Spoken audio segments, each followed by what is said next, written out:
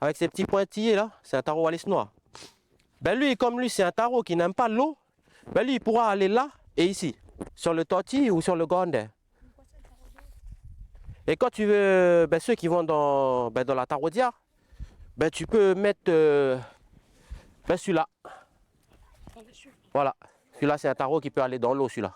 L'emplacement des différentes variétés de taro dans la taraudière, les étapes à suivre pour sa fabrication et les termes en langue païti pour désigner les différents éléments qui la composent, c'est ce que les enfants de Waté sont venus apprendre sur les hauteurs de la tribu. Ici, ce mode de culture du taro est ancestral. On distingue d'ailleurs plusieurs vestiges de taraudière sur les flancs de montagne. D'abord, il faut venir débrousser. Ensuite, il faut labourer. Après, il faut faire le godet. Après, il faut lâcher l'eau. Et après, tu lisses. Et après, tu viens planter. Les enfants de la tribu sont ravis de participer pour la première fois à ces classes découvertes. Les 2 semaines de vacances de juillet, on a décidé avec l'association, donc l'association Piwiyam Paris, montrer et raconter en Païti.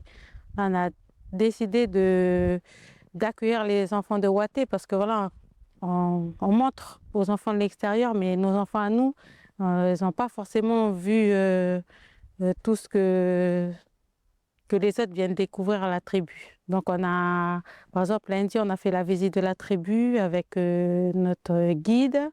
Il raconte un peu les histoires, les anecdotes que les Ao ils racontent.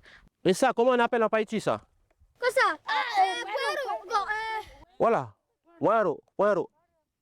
On veut se réapproprier la langue païti parce qu'aujourd'hui c'est quelque chose qui se perd. Voilà, on parle le français.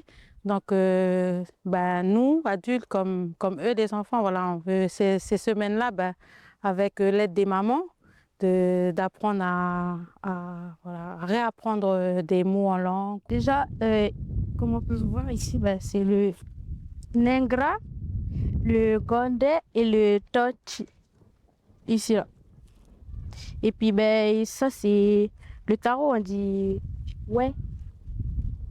De nombreux autres ateliers découvertes sont proposés aux enfants au sein de la tribu et chaque mardi et vendredi, comme demain, les jeunes iront pratiquer des activités nautiques à la plage de Foué.